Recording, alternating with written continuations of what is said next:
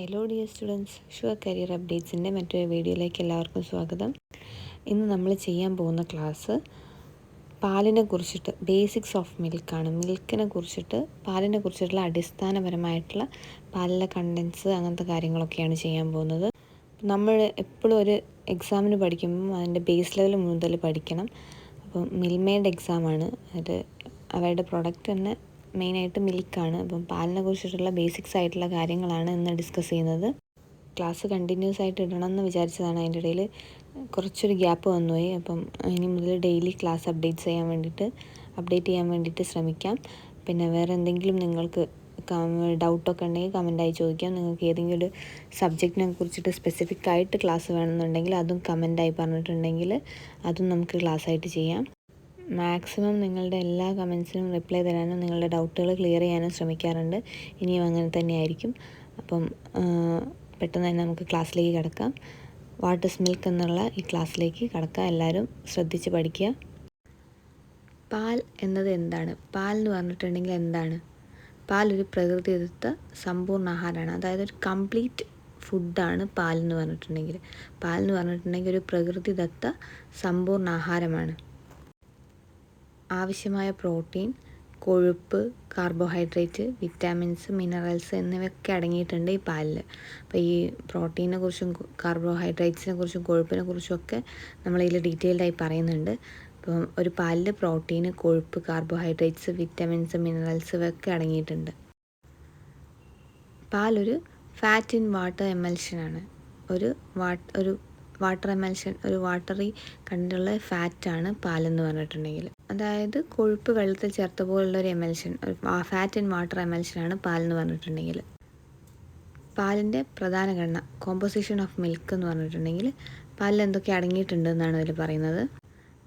പാലിൽ 87% വെള്ളമാണ്. പാലിൽ 87% വെള്ളമാണുള്ളത്. പിന്നെ SNF, നമ്മൾ കഴിഞ്ഞൊരു ക്ലാസ്സിൽ പറഞ്ഞു. SNF എന്ന് പറഞ്ഞിട്ടുണ്ടെങ്കിൽ സോളിഡ് നോട്ട് ഫാറ്റ് എന്നാണ് അതിൻ്റെ ഫുൾ ഫോം വരുന്നത്. SNF 8.5 to 9% SNF ആണ്. പിന്നെ പാലിൻ്റെ അടുത്ത കോമ്പോസിഷൻ എന്ന് പറഞ്ഞിട്ടുണ്ടെങ്കിൽ ലാക്ടോസ് ആണ്, അതായത് മിൽക്ക് ഷുഗർ. ലാക്ടോസ് 4.8% ആണ് പാലിലുള്ളത്.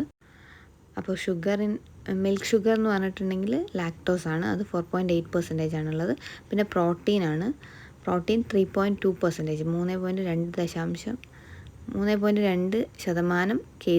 കേസിനും വേ പ്രോട്ടീൻസാണ് പാലിലടങ്ങിയിട്ടുള്ളത്.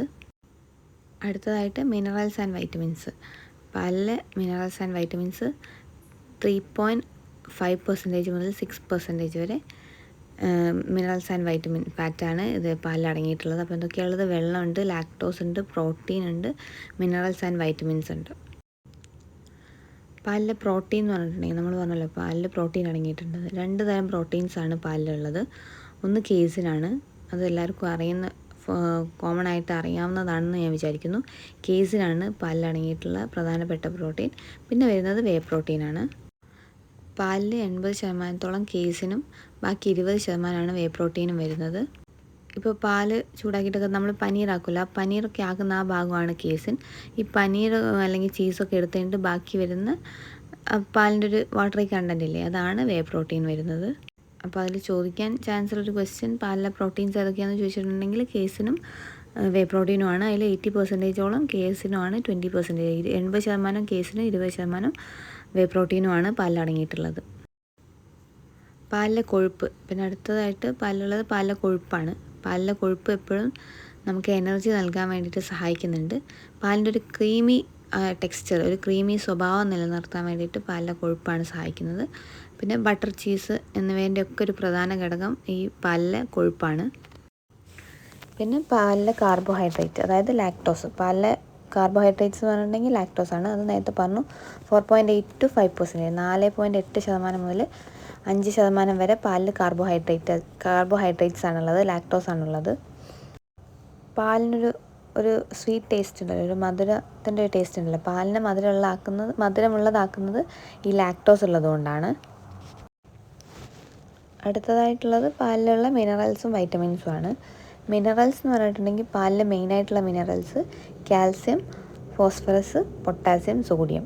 ഈ 4 മിനറൽസാണ് പാലിൽ മെയിനായിട്ടുള്ളത്.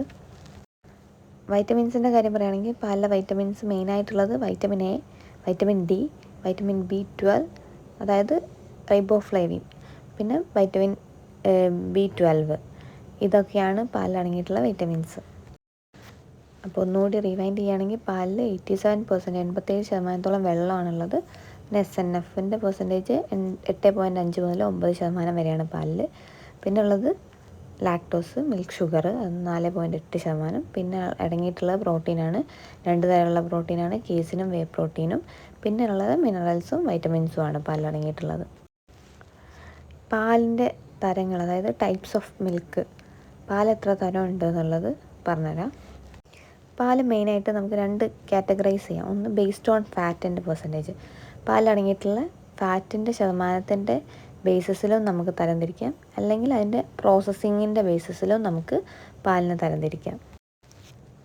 പാലിലടങ്ങിയിട്ടുള്ള ഫാറ്റിൻ്റെ ശതമാനത്തിൻ്റെ ബേസിസിൽ പാലിനെ ആദ്യമായിട്ട് നമുക്ക് ഫുൾ ക്രീം മിൽക്ക് ഉള്ളൊരു കാറ്റഗറി ആയിട്ട് തരംതിരിക്കാൻ പറ്റും. ഫുൾ ക്രീം മിൽക്കിൽ ഫാറ്റിൻ്റെ ശതമാനം അടങ്ങിയിട്ടുള്ള 5% ഫാറ്റാണുള്ളത്. പിന്നെ ഉള്ളത് ടോൺഡ് മിൽക്കാണ്. ടോൺഡ് മിൽക്കിൽ ഫാറ്റിൻ്റെ ശതമാനം എന്ന് പറഞ്ഞാൽ 3%. പിന്നെ ഫാറ്റ് അടങ്ങിയിട്ടുള്ള ശതമാനത്തിൻ്റെ ബേസിസിൽ താരതമ്യം ചെയ്യുമ്പോൾ അടുത്തത് ഡബിൾ ടോൺഡ് മിൽക്കാണ്. അതിൽ ഫാറ്റിൻ്റെ ശതമാനം എന്ന് പറഞ്ഞാൽ 1.5%, 1.5% ഫാറ്റാണ് ഡബിൾ ടോൺഡ് മിൽക്കിലുള്ളത്. പിന്നെ ഉള്ളത് സ്കിംഡ് മിൽക്കാണ്, അതായത് 0.5-നേക്കാളും കുറവ് ഫാറ്റ് അടങ്ങിയിട്ടുള്ളതാണ് സ്കിംഡ് മിൽക്ക്. അപ്പം പാലിലടങ്ങിയിട്ടുള്ള ഫാറ്റിൻ്റെ ശതമാനത്തിൻ്റെ ബേസിസിൽ പാലിനെ തരംതിരിക്കുകയാണെങ്കിൽ ആദ്യം ഫുൾ ക്രീം മിൽക്ക്, പിന്നെ toned milk, double toned milk, skimmed milk, അങ്ങനെ 4 കാറ്റഗറി ആയിട്ട് നമുക്ക് തരംതിരിക്കാവുന്നതാണ്. പിന്നെ ഈ പാലിൻ്റെ പ്രോസസ്സിങ്, ഈ ബേസ്ഡ് ഓൺ ദ പ്രോസസ്സിങ്ങിൽ നമുക്ക് പാലിന് ഇതേപോലെ 4ആയിട്ട് തരംതിരിക്കാൻ പറ്റും. അതിൽ ഫസ്റ്റ് വണ്ണാണ് റോ മിൽക്ക്, രണ്ടാമത്തത് പാസ്ചറൈസ്ഡ് മിൽക്ക്. ഈ പാസ്ചറൈസേഷൻ എന്താണെന്ന് നമ്മൾ കഴിഞ്ഞ ക്ലാസ്സിൽ വിശദമായിട്ട് പറഞ്ഞിട്ടുണ്ട്. അപ്പോൾ അത് കാണാത്തവരുണ്ടെങ്കിൽ ഒന്നുകൂടി പോയി കാണുക. പാസ്ചറൈസേഷന് വേണ്ടി മാത്രം ഒരു ക്ലാസ് നമ്മൾ അപ്ലോഡ് ചെയ്തിട്ടുണ്ട്. കണ്ടവരാണെങ്കിൽ ഒന്നുകൂടി പോയി പഠിച്ചിട്ടുണ്ടെങ്കിൽ ക്ലിയർ ആവും. അപ്പം അതിൻ്റെ രണ്ടാമത്തെ തരം വരുന്നത് പാസ്ചറൈസ്ഡ് മിൽക്കാണ്. അപ്പോൾ എത്ര തരം പാസ്ചറൈസേഷൻ ഉണ്ട് എന്നൊക്കെ എല്ലാവർക്കും ഓർമ്മ ഉണ്ടല്ലോ അല്ലേ? അതെങ്ങനെയാണ് ആ പാസ്ചറൈസേഷൻ്റെ ടൈപ്സ് വരുന്നത്, അതിൻ്റെ പെർസെൻറ്റേജും കാര്യങ്ങളൊക്കെ പറഞ്ഞത് എല്ലാവർക്കും ഓർമ്മ ഉണ്ടല്ലോ. പിന്നെ അടുത്ത തരം എന്ന് പറഞ്ഞിട്ടുണ്ടെങ്കിൽ ഹോമോജനൈസ്ഡ് മിൽക്കാണ്. പിന്നെ വരുന്നത് UHT മിൽക്ക്, അതായത് ഈ ടെട്രാ പാക്കൊക്കെ നിങ്ങൾ കണ്ടിട്ടുണ്ടാവുമല്ലോ. അപ്പം പ്രോസസ്സിങ്ങിൻ്റെ ബേസിസിൽ പാലിന് ഇതേപോലെ 4ആയി തരംതിരിക്കുക. എന്തൊക്കെയാണ്? Raw milk, pasteurised milk, homogenised milk, UHT milk, അങ്ങനെ 4ആയിട്ട് തരംതിരിക്കാൻ പറ്റും. ടോട്ടലി 8ആയിട്ട് നമ്മൾ തരംതിരിച്ചിട്ടുണ്ട്. ഫാറ്റിൻ്റെ ശതമാനത്തിൽ നോക്കുമ്പോൾ full cream milk, toned milk, double toned milk, skimmed milk. പ്രോസസ്സിങ്ങിൻ്റെ ബേസിസിൽ തരംതിരിക്കുമ്പോൾ raw milk, pasteurised milk, homogenised milk, UHT milk. Tetra പാക്കിലുള്ളതാണ് UHT മിൽക്ക്. അങ്ങനെ 4ആയിട്ട് അങ്ങനെയും തരംതിരിച്ചിട്ടുണ്ട്. അപ്പോൾ എല്ലാവർക്കും ഈ ക്ലാസ്സിലെ എല്ലാ കാര്യങ്ങളും പറഞ്ഞ പോയിൻറ്റ്സൊക്കെ മനസ്സിലായെന്ന് വിചാരിക്കുന്നു. കൂടുതലായിട്ട് എന്തെങ്കിലും ഡൗട്ടും കാര്യങ്ങളൊക്കെ ഉണ്ടെങ്കിൽ കമൻറ്റ് ബോക്സിൽ അറിയിച്ചിട്ടുണ്ടെങ്കിൽ അതിന് ക്ലിയർ ചെയ്യാം. ഞാൻ പറഞ്ഞു, നമ്മുടെ പ്രൊഫൈലിൽ തന്നെ ഞാൻ മറ്റേ ഇൻസ്റ്റഗ്രാം അക്കൗണ്ടിൻ്റെ ലിങ്ക് കൊടുത്തിട്ടുണ്ട്. അപ്പോൾ ഡയറക്റ്റായിട്ട് മെസ്സേജ് അയക്കേണ്ടവർക്ക് അതിൽ മെസ്സേജ് അയക്കാം. ബാക്കി ഇനി നിങ്ങൾക്ക് എന്തെങ്കിലും ഒരു സ്പെസിഫിക് സബ്ജക്റ്റിനെ കുറിച്ച് പഠിക്കാനുണ്ടെങ്കിൽ അതിനെക്കുറിച്ചിട്ടും കമൻറ്റിൽ പറഞ്ഞിട്ടുണ്ടെങ്കിൽ നമുക്ക് അടുത്ത ക്ലാസ് അതിനെക്കുറിച്ച് അപ്ലോഡ് ചെയ്യാം. എക്സാമിന് അപ്ലൈ ചെയ്യേണ്ട ലാസ്റ്റ് ഡേറ്റ് നാളത്തോടു കൂടി അവസാനിക്കുകയാണ്. അപ്പോൾ ആരെങ്കിലും അപ്ലൈ ചെയ്യാത്തവരുണ്ടെങ്കിൽ പെട്ടെന്ന് തന്നെ അപ്ലൈ ചെയ്യുക. അപ്പം വേറെ എന്തെങ്കിലും ഡൗട്ട് ഉണ്ടെങ്കിൽ ചോദിക്കുക. എല്ലാവരും നല്ലതുപോലെ പഠിക്കുക. അപ്പം വീണ്ടും അടുത്തൊരു ക്ലാസ്സിൽ കാണുന്നവരെ താങ്ക് യു.